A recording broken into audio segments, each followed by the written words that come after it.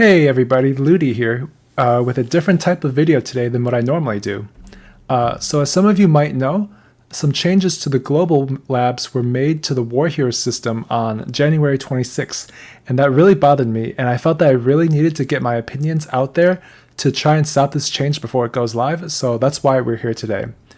I've also taken the liberty of translating everything I say to Korean, so that hopefully this can reach the right audience. Also, I'm not Korean myself, so I apologize in advance if the online translations I use are not the best. For those that don't understand what a war hero is, it is essentially a system where a player can temporarily join another guild alliance to help fight for their node war or siege. Shortly after the war ends, the player is then automatically moved back to their original guild. So while in that temporary guild, the war hero is essentially an honorary member and can do basically everything that a normal member can, such as talk in guild chat, go to war, or fight guild bosses. Currently, on live servers, you can apply to be a war hero once per day, either to the same guild or different guilds if you like. So what is the change? If we look at the Global Lab update, essentially what is happening is that a waiting time has been added when re-registering after the registered war hero expires. The waiting time for re-enrollment after the war hero contract expires is 72 hours, starting from the time of expiration. So what is essentially happening is that Pearl Abyss is making it so that you have to wait for a period of time before becoming a war hero again. So why are they making this change? At the time of this video, Pearl Abyss has not made any official statement as to the reason for this change, and we can only speculate as to why this is. I will say that usually when Pearl Abyss adds a restriction like this, they're trying to prevent the system from being abused in some way or another. Well, you might be wondering, maybe it has something to do with the upcoming 15 versus 15 Guild League that was coming out. Maybe they don't want war heroes to be able to participate in this content. I could understand that if that was the reason for the change, but then why would they not just disable it entirely for war heroes, but rather add a cooldown? And so this reason doesn't really make sense, and so it seems very unlikely that this was the reason for the change.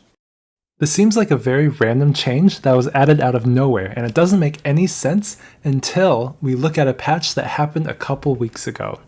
So on January 3rd, a patch came to live servers that hugely buffed guild bosses and their loot.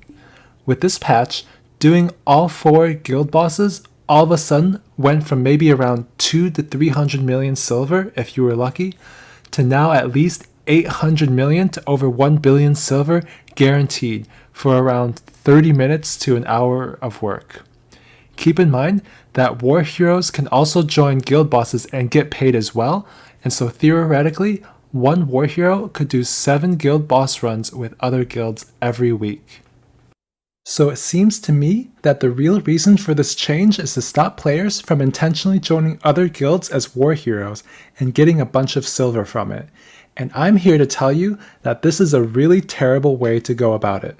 First of all, let me show you what this change does.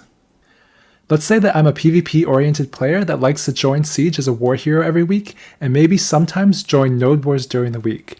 But let's say I want to focus more on being a war hero for Sieges. On North America, Siege starts at Saturday 6 p.m. Pacific Standard Time and ends at 10 p.m. So with the new proposed change, the 72-hour cooldown starts at Saturday 10 p.m. and is not over until Tuesday at 10 p.m. That means the earliest day that I can apply to be a war hero again is on Wednesday. So essentially, you can only be a war hero once every 4 days. And another thing is, even if you're a war hero on Wednesday, you can't be a war hero again all the way until the following Sunday, so you wouldn't even be able to siege that week. Essentially, what this means as a mercenary is, if you want to prioritize merking for siege, you will no longer be able to do any node wars as a war hero. As a PvP enjoyer and almost full-time war hero player, I think this change is a mistake. With the decline of PvP from the open world and guild declaration changes, it doesn't make any sense that Pearl Abyss is looking to remove even more PvP with war hero changes, especially when it only involves Node War and Siege and doesn't involve any griefing of new players or weaker guilds. Look, if this is the intended outcome for PvP that PA is looking for, I can't say that I agree, but I will respect their decision and live with the outcome. However, if their intention really is just to nerf guild bosses as we think it is, there are definitely much better ways to go about it. Realistically, the best way to make the change is make it so that war heroes cannot participate in guild bosses. That's it, it's that simple.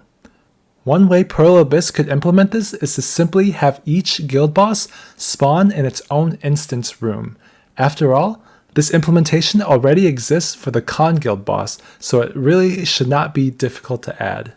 Then, all you need to do is just add a check for when you enter the room, and if the player is a war hero, don't let them enter.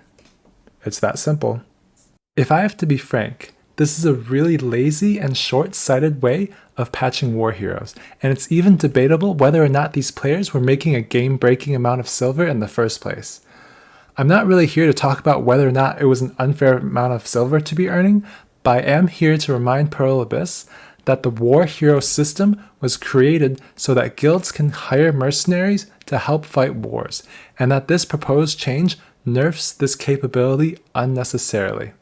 With all this in mind, I sincerely hope Pearl Abyss will reconsider these changes. Thank you so much for making it through the video. I do understand that this change only affects a small minority of players, but it would really help out the cause if you dropped a like, share, or comment so that the YouTube algorithm can hopefully get this video into the right hands. I honestly really didn't want to have to make this video, but I also didn't think that anyone else would say anything about it publicly. So hopefully I'll never have to make a video like this again in the future. Thanks for watching, everyone. That's all for now. Take care.